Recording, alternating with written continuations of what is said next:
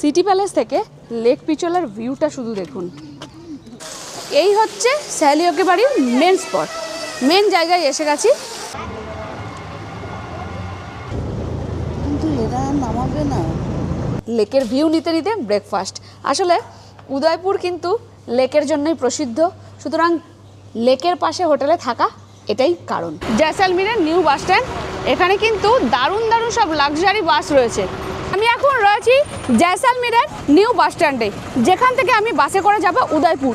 তার কারণ জয়সালমীর থেকে উদয়পুর যাওয়ার জন্য ডাইরেক্ট কোনো ট্রেন নেই। তাহলে আমার উদয়পুরের ভিডিও কিন্তু এইখান থেকেই শুরু হচ্ছে। আমি রেড বাস থেকে, এই দেখুন পেছনে প্রচুর বাস রয়েছে প্রচুর জায়গায় যাওয়ার জন্য। আমি রেড বাস থেকে বুকিং করেছি এসি বাস সিটিংয়ে। আমার একজনের ভাড়া পড়েছে 600 টাকা করে। তো বাস এখনও আসেনি, 9:15 জয়সালমীর থেকে ছেড়ে যাবে বাস, আর কালকে সকাল 6:30টায় পৌঁছাবে উদয়পুরে।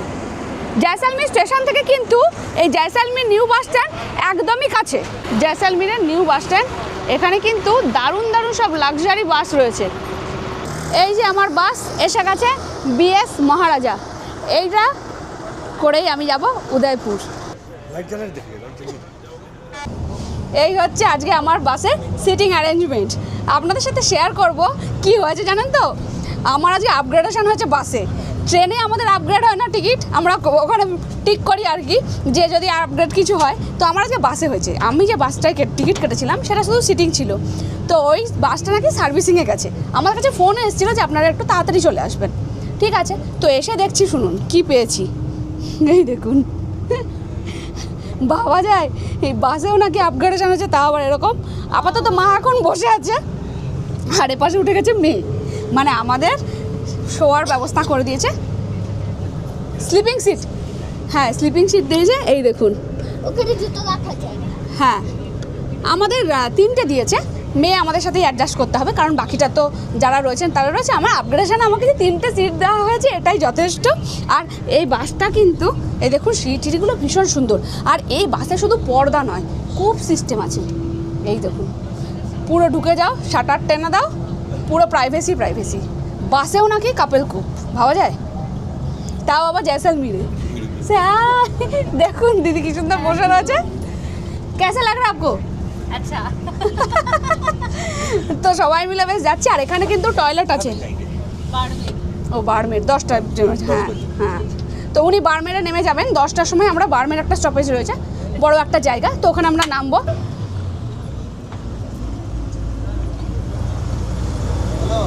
এই যে এই হচ্ছে টয়লেট। এই দেখুন, ইউরিনালেরও ব্যবস্থা রয়েছে, বেসিন রয়েছে। নেই যা রা দেখুন, এটা হচ্ছে ওয়াশরুম, বায়ো টয়লেট। এখানে বেসিন রয়েছে, ওখানে ইউরিনাল রয়েছে। এই হচ্ছে টয়লেট, হ্যান্ড শাওয়ার রয়েছে। বেশ ভালো ব্যবস্থা, এটা আমাদের ভীষণই দরকার। আর দেখুন দাদা চালাচ্ছেন গাড়ি, ও সামনে দারুণ লাগছে কিন্তু। বিএস মহারাজাতে, হ্যাঁ বিএস মহারাজাতে আমরা যাচ্ছি। ও আলাদাই। এখান থেকে রাস্তার ভিউ কিছু দেখতে পাওয়া যাচ্ছে না এখনো পর্যন্ত, রাস্তা অন্ধকার। যাচ্ছি দেখতে দেখতে ব্যাস। আচ্ছা, খাওয়ার জন্য স্টপেজ দেবে আর জিজ্ঞেস করলাম, তো ভাইয়া বাড়মের জায়গাটা একটা বড় কোনো জায়গা জয়সালমীর থেকে উদয়পুর যাওয়ার পথে, কারণ বাড়মের অনেকে নামবেন, একটা বড় স্টপেজ। দেখুন আমাদের অবস্থা। হ্যাঁ, দেখতে একটু বাজে লাগছে, কিন্তু কিছু করার নেই, আমাকে তো রাখতে হবে। এই হচ্ছে ব্যাপার। আর এখানে মা তো রয়েছে। আর এখানে ফেসিলিটি কী কী রয়েছে, এখানে দেখুন দুটো কম্বল দিয়েছে দুজনের জন্য। ওখানে মোবাইল হোল্ডার রয়েছে, এখানে এসি পয়েন্ট রয়েছে, মানে আপনি কমানো বাড়ানো করতে পারবেন। এখানে লাইট রয়েছে, কিন্তু লাইটটা সামহাও জ্বলছে না, কী ব্যাপার আমি বুঝতে পারছি না। যাই হোক, এখানে একটা এসির পোর্ট রয়েছে, আপনি বাড়ানো কমানো করতে পারবেন। এই হচ্ছে ফ্যাসিলিটি। হ্যাঁ, সিট চওড়া আছে, মানে দুজন খুব ভালো মতো শোয়া যাবে এবং কমফোর্টেবল রয়েছে। Good morning, welcome to Udaipur. এখন বাজে সকাল 7:30। বাস আমাকে নামিয়ে দিয়েছে উদয়পুরে। আমি বলছি, যখন অনলাইনে আপনি রেড বাস থেকে বা যে কোনো সাইট থেকে যদি বাস বুক করেন, সেক্ষেত্রে উদয়পুর এই স্টপেজটা কিন্তু আপনি চুজ করবেন। উদয়পুরের ওটাই হচ্ছে লাস্ট স্টপেজ। এবার যদি আপনাকে পরবর্তী ক্ষেত্রে আপনার হোটেলের জন্য আগে নামতে হয়, তো নেমে যেতে পারবেন, কিন্তু আপনি উদয়পুর এই স্টপেজটা চুজ করবেন। আমাকে এখানে নামিয়েছে এখন আমি যাব লেক পিচলার কাছে হচ্ছে আমার হোটেল, ওখানেই যাব অটো করে।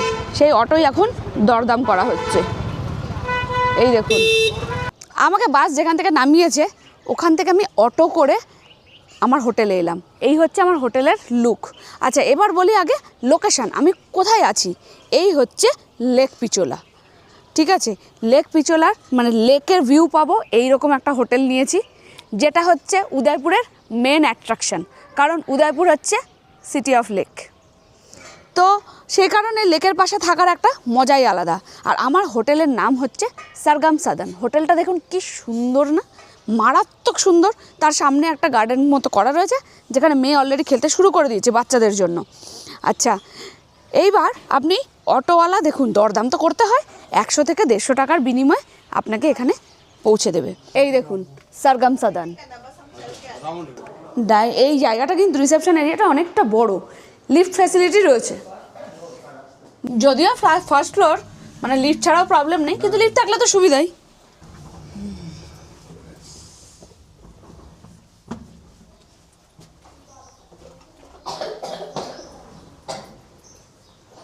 আমি এখনো পর্যন্ত রুম দেখিনি, পুরোটাই ডিপেন্ড করে রয়েছে জেসি ভাইয়ার উপর। আচ্ছা, 112 বং লাইফের। দেখুন, সবার আগে ঢুকেই যেটা চোখে পড়বে সেটা হচ্ছে ফ্লোর, টাইলস বসানো ফ্লোর, ওফ দারুণ। আর এই হচ্ছে খাট। আমরা যেহেতু 4 জন রয়েছে সেই কারণে এত বড় 4 বেডেড রুম দেওয়া হয়েছে আমাদেরকে। আর এখানে একটা এলইডি রয়েছে, এটা খুব ভালো লেগেছে। এখানে একটা সেন্টার টেবিল কাইন্ড অফ। আর এখানে যেটা রয়েছে, এখানে বসে কিন্তু খাওয়া দাওয়া করা যেতে পারে। আর এই যে ওনাদের দেখুন ইনহাউস রেস্টুরেন্ট রয়েছে, রেস্টুরেন্টও এই যে মেনু কার্ড দেওয়া রয়েছে, আপনি ঘরে বসেও খেতে পারেন, রেস্টুরেন্টে গিয়েও খেতে পারেন। আচ্ছা, ঢুকতেই একটা ওয়ার্ড্রপ রয়েছে, দাদারা লাগেজগুলো আনছেন। এবার মেন পার্ট হচ্ছে ওয়াশরুম। দেখুন ফ্লোরটা দেখুন, নিট অ্যান্ড ক্লিন, ডাস্টবিন রয়েছে, ওখানে গিজার রয়েছে, ওখানে শাওয়ার রয়েছে, হ্যান্ড ওয়াশ, বডি ওয়াশ সমস্তটাই রয়েছে। এখানে কমোড, এখানে হচ্ছে টয়লেট আমি বলি, আর এখানে টাওয়েল দেওয়া রয়েছে। আমি যেটা বলি যে ওয়াশরুম নিট অ্যান্ড ক্লিন হওয়া ভীষণ প্রয়োজন, তো এটা কিন্তু সেরকমই। আমি যে কটা হোটেলে ছিলাম সে কটাই তাই। আর সবথেকে বড় কথা হলো যে আমি এই প্রথম দেখছি এই রুমটা, এটাও কিন্তু বুক করে দিয়েছে জেসি ভাইয়া। ব্রেকফাস্ট করছি পিচোলা লেকের ধারে বসে। আমি যে হোটেলে রয়েছি তারই ইনহাউস রেস্টুরেন্ট, ওনাদের 3rd ফ্লোরে রয়েছে এই রেস্টুরেন্ট। এই দেখুন এইখানটাতে বসে লেকের ভিউ নিতে নিতে ব্রেকফাস্ট। আসলে উদয়পুর কিন্তু লেকের জন্যই প্রসিদ্ধ, সুতরাং লেকের পাশে হোটেলে থাকা এটাই কারণ, এই ভিউটা এনজয় করার জন্য। তার সাথে এখন করছি ব্রেকফাস্ট। ব্রেকফাস্ট এখানে অনেক অপশান রয়েছে, মেয়ে ওখানে কত জ্যাম বাটার দেখুন দিয়েছে। আর আমি এখানে নিয়েছি আলুর পরোটা, দই আর আচার, তাছাড়া জুস, আর আপনি চা কফি সেটা অপশান। আর মেয়েকে দেখুন বাটার দিয়েছে, কত রকমের জ্যাম দিয়েছে, দুধ, কর্নফ্লেক্স সমস্তটাই রয়েছে। তাহলে আমি ভিউ এনজয় করতে করতে ব্রেকফাস্ট সারি, আবার রেডি হয়ে বেরোবো সাইট সিনে। এখন বেরোচ্ছি উদয়পুরের সাইট সিন করতে। আমরা একটা অটো নিয়েছি আজকে, কিন্তু উদয়পুরের সিটি ট্যুর যেটা হয় সেটাই এখন করতে বেরোচ্ছি। আমরা এখন এসে পৌঁছেছি, দেখুন ফতেসাগর লেক, দারুণ ভিউ, চারিপাশটা পাহাড় আর এ পাশটায় দারুণ বড় একটা লেক, যেখানে কিন্তু বোটিং করা যায়। এই হচ্ছে ফতেসাগর লেক, যেটা কিন্তু one of the most attraction in Udaipur. আমি এখন এসেছি ফতেসাগর লেকে, টিকিট নিয়ে নিলাম বোটিংয়ের জন্য। বোটিং করব পার পার্সন 195 টাকা করে। 5 বছরের ওপরে বাচ্চাদেরও ফুল টিকিটই লাগবে। এই যে টিকিট আমার হাতে, এখন এই পথে যাব, এই পথ দিয়ে যেতে হবে আমাদের।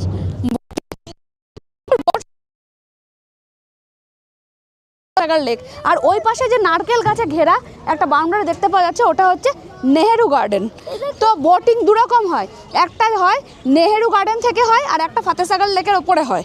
তো আমি নেহেরু গার্ডেন এই মুহূর্তে যাচ্ছি না, আমি এই জন্য ফতেসাগর লেকেই বোটিংটা করে নিচ্ছি। জ্যাকেট পরে এই যে এখন উঠছি বোটে। আমি এখন ফাতেসাগর লেকের ওপরে বোটিং করছি, মানে নিজে চালিয়ে না, এটা একটা বড় বোট, মানে অনেকজন মানুষ একসাথে বসে যেতে পারবেন। দেখুন সামনে নেহেরু গার্ডেন, এই পাশটা পুরো পাহাড়ের ভিউ, আর মধ্যখানে আমি যাচ্ছি বোটে। উফ, অসাধারণ কিন্তু ভিউ। 15 মিনিটের রাইড। মানে এখন যেটা দেখতে পাওয়া যাচ্ছে এই হচ্ছে নেহেরু গার্ডেন।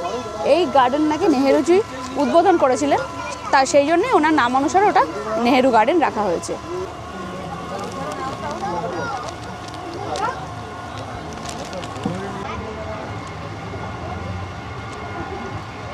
এখন এলাম সাহেলিও কি বাড়ি, যেখানে পার পার্সন টিকিট পড়লো 30 টাকা করে। 5 বছর পর্যন্ত বাচ্চাদের লাগবে না, তার উপর থেকে পুরোটাই লাগবে। এই হচ্ছে গেট। আমি যে কোনো জায়গাতেই ঘুরলাম রাজস্থানে, প্রত্যেকটা জায়গাতে ভালো লেগেছে, টয়লেট আছে। এই হচ্ছে সাহেলিও কি বাড়ি, এই হচ্ছে তার মেন গেট। টিকিট চেকিংয়ের পরে এটা হচ্ছে মেন গেট। এই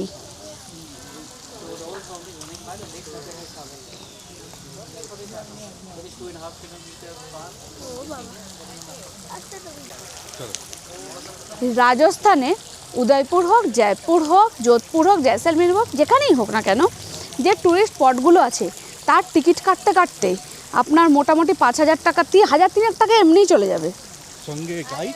হ্যাঁ, গাইড না নিলে এবার মুশকিল কি, এইগুলোতে যেমন গাইড না নিলেও আপনার চলবে, কিন্তু আপনি যে কেল্লায় যাবেন ফোর্টগুলোতে কিছুই বুঝতে পারা যাবে না গাইড ছাড়া।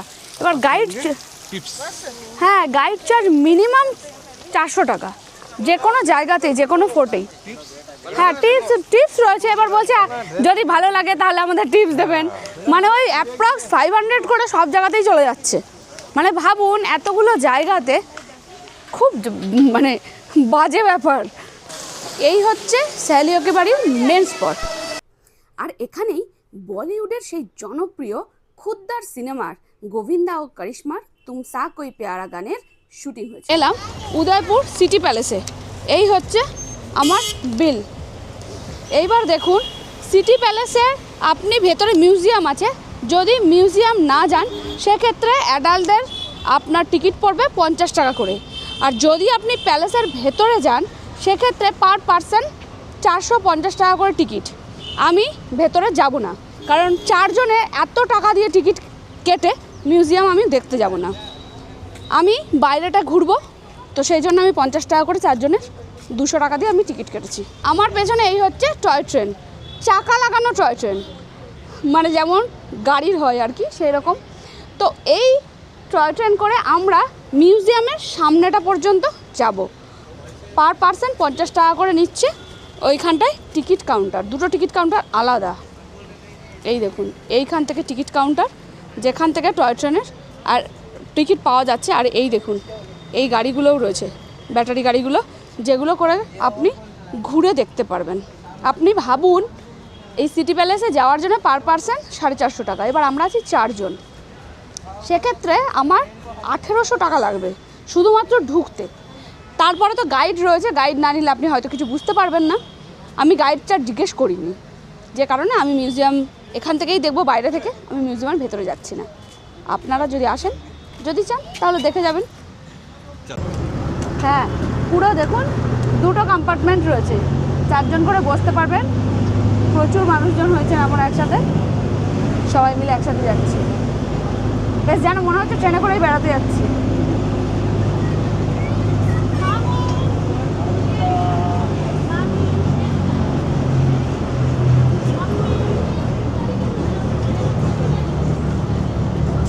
এই আমরা ঢুকে পড়লাম মিউজিয়ামের গেটের ভেতরে।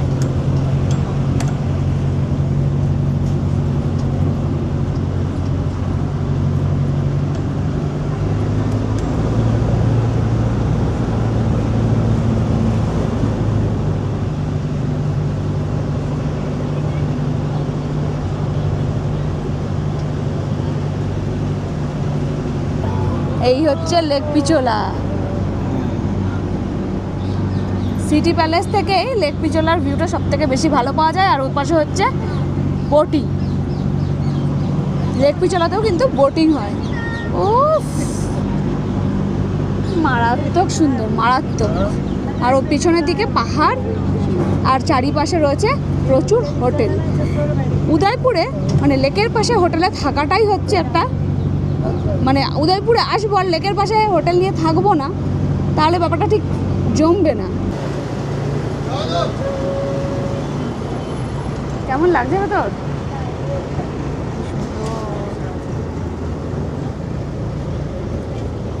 কিন্তু এরা আর নামাবে না। হ্যাঁ, মেয়াটাও করবে না।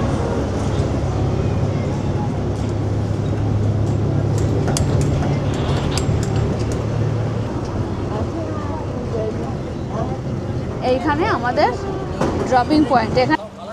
এখন আমরা মিউজিয়ামের ভেতরে ঢুকবো, আর এইখানে কিন্তু আপনাকে টয় ট্রেন ড্রপ করবে। টিকিট চেকিং করা, এবার যাচ্ছে ভেতরে। এই হচ্ছে গেট।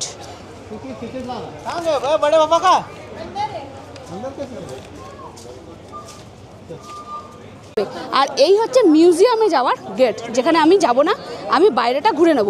আর এই হচ্ছে সিটি প্যালেসের চত্বরটা, চারিদিকটা ঢুকতে একটা বড় রেস্টুরেন্ট রয়েছে, আর এই পাশে দেখুন জামা কাপড়ের দোকানপত্র রয়েছে। আমি কিন্তু আর এই পথে ফিরবো না, আমি এখান থেকে জগদীশ টেম্পল হয়ে বেরিয়ে যাব।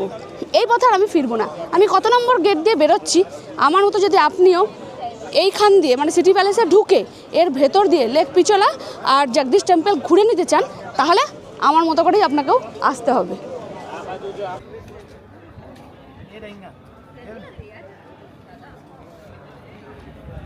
যে গেট দিয়ে এন্ট্রি করেছিলাম সেই গেট সোজাসুজি চলে আসলেই কিন্তু আপনি এক্সিট পেয়ে যাবেন। আর এই এক্সিট পথ দিয়ে গেলেই সামনে আছে জগদীশ টেম্পল। এই যে এখান থেকেই দেখতে পাওয়া যাচ্ছে।